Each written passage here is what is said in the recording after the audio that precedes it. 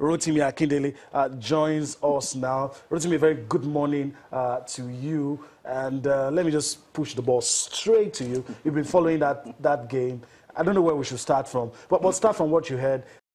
Remo teaming up with Gateway, teaming up with the fans of Sunshine. Well, that's one side of the story. Yeah. Anyway, but how do you view all of this? Okay, good morning, guys. Good to be here. I just think, from what I've been following, really, the story was initially that Osun United had played Gateway, I think, a week or 2 weeks before that game, and then there was a bit of fracas. So, like, the Jebu guys or the Ogun State guys were retaliating, you know, based on what happened to them some days before that particular game against Sunshine Stars in the National League. So there's a whole lot of stories around this. But I mean, from what the commissioner just said, that can Sunshine Stars produce evidence, video evidence, that their properties were vandalized and all of that? I think yeah, that looks like a valid one. Okay, if ours was vandalized and we've shown that it were not vandalized, then that means you probably started something and all of that. But then again, I just feel that the cup organizers will handle this pretty well. Both teams, for me, I think, should be fine. But then again, I've been asking myself, we saw the first leg and there was no fracas. There was no violent.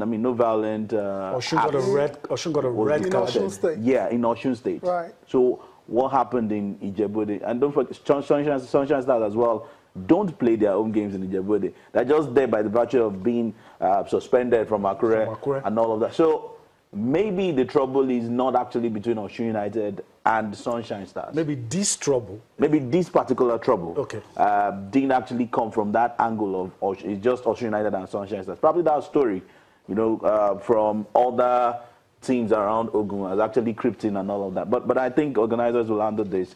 But it's really not a good one for our football. Right. And really ugly scenes there. Ugly scenes. And don't forget some was it? I think up to a year ago, the Southwest football body, you know, had to meet and I mean, Rotimi, this is enough discouragement for you as a fan to want to go to any stadium. No, it's not enough. It is enough. Come on. What do you mean? Look at this.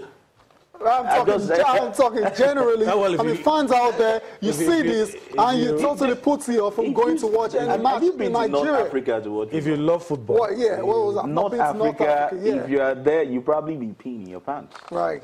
Please. So it's. I don't think this is not. But Rotimi, to discourage you. To discourage a lot of fans out there. But let me quickly. Let me quickly.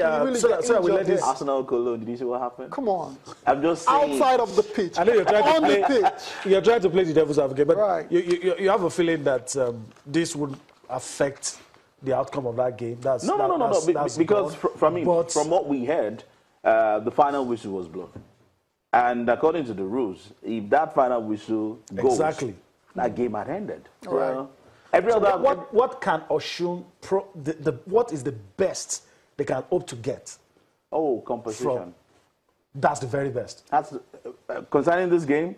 Probably your properties that were vandalized. You know, Sunshine Stars or whoever is found guilty, paid and apologies and all of that. More security or wounded players or wounded fans, as it were, might just have to get treated and all of that. Right. But I don't think we'll see a replay, or we'll see probably the last 3 minutes of the game being played on a neutral ground.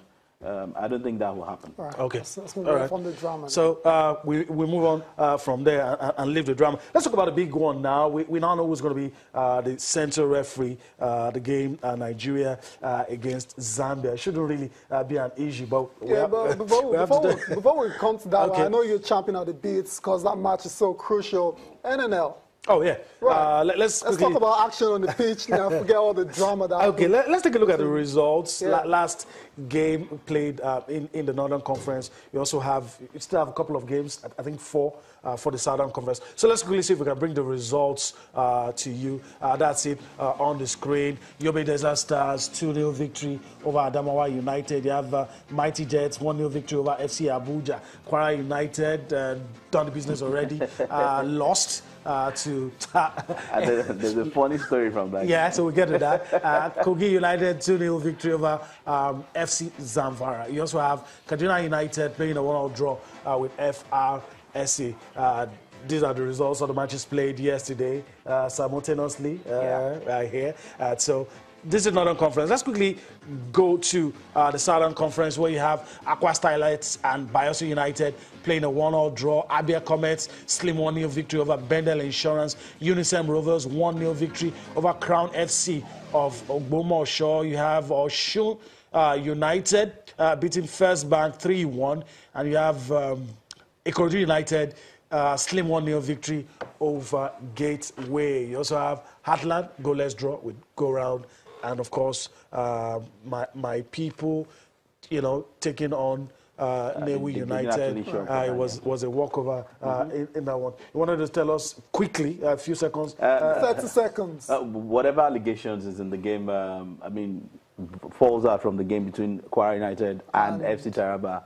We should wait for the organizers. If there's anything fishy, you can probably fish that thing out and then... But if you have qualified, they have qualified, but the story is, they had to lose for FC Taraba to avoid one team going down and all of that. It's just, they're just allegations. A bit of conspiracy theory. Yeah, you know, something like that. But I think they're just allegations. You have liberty to play the way you want to play.